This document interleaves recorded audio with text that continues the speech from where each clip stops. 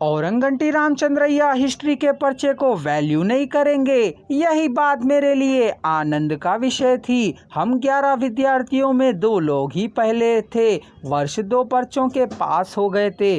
सुब्रमण्यम से भी ज़्यादा मुझे ही अंक प्राप्त हुए थे। यह दोनों यूनिवर्सिटी फर्स्ट हैं और सेकंड हैं। ऑनर्स की फाइनल परीक्षा में भी फर्स्ट और सेकंड यह दोनों ही आएंगे कह लोग कहा करते थे। मेरे इस कल को या प्रसिद्धि को सहन ना कर सकने वाला हमारा हेड शास्त्री जोगा राव, वे तीनों ही टेलीग्राम देने के कारण हुए होंगे। कह वेणु को संदेह हुआ। उनको अस्पृश्यता का भाव रहना समझा जा सकता है, ईर्ष्या रहना नहीं। अस्पृश्य ब्राह्मणों से अधिक होशियार होने से सहन ना कर पा दुखी होना न्याय संगत ही है, लेकिन तेजोवध और विद्या की हत्या करने के लिए संसिद्ध होना असहनीय चर्या है।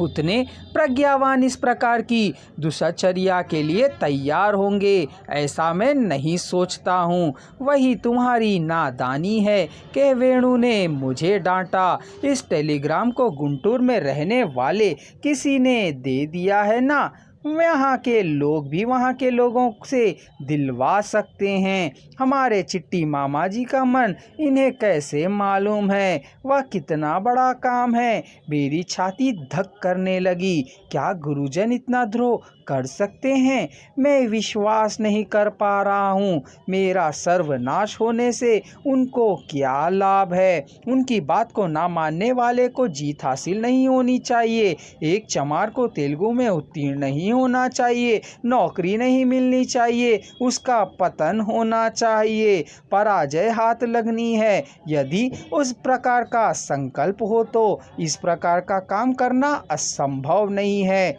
मैंने उनका किसी प्रकार का नुकसान नहीं किया है, उन्होंने यह काम नहीं किया होगा। वे इतने निष्ठुर नहीं हैं। यह नियम निष्ठा संपन्न है पर दुष्ट नहीं है। उनसे मैं भेंट करूंगा। उन लोगों को मुझे दया दिखानी होगी। मैंने निर्णय ले लिया। हेड शास्त्री विशाखापट्टनम में रहते हैं, जोगा राव चिनवाल्टियर में रहते हैं।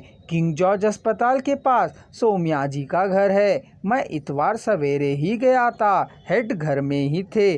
कंपाउंड में से बाहर से सर सर कहने मैंने बुलाया।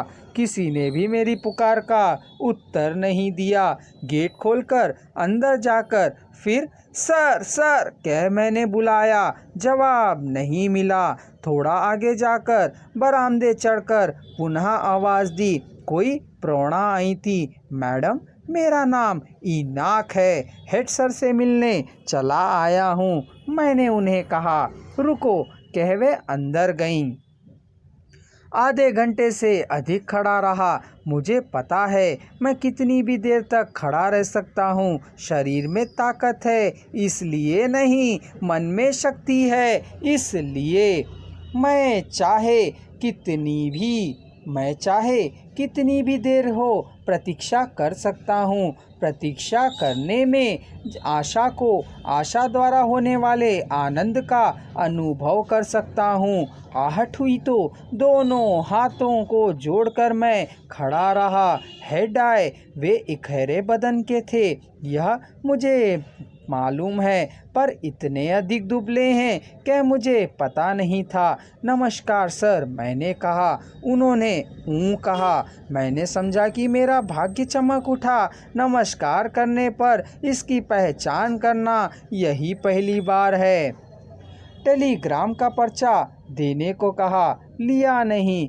कहो कहा, मेरी माँ की मृत्यु हो गई है। मेरे चिट्टी मामा जी ने टेलीग्राम दिया है। मैंने कहा। सुनकर मेरे चेहरे को देखकर कुछ भी ना कहे खड़े रहे। कितनी उम्र रही होगी? मेरी उम्र डिपार्टमेंट को मालूम है। मेरी माँ की उम्र तो पूछी होगी। 36 वर्ष मैंने बतलाया। फिर कहा। मैं वैसे ही खड़ा रहा। हेड भी खड़े ही रहे। कल परीक्षा लिख रहे हो ना? हाँ, लिख रहा हूँ। अंतिम दर्शन? संप्रति मुझे इतना ही प्राप्ति है। ठीक है, अंदर चले गए।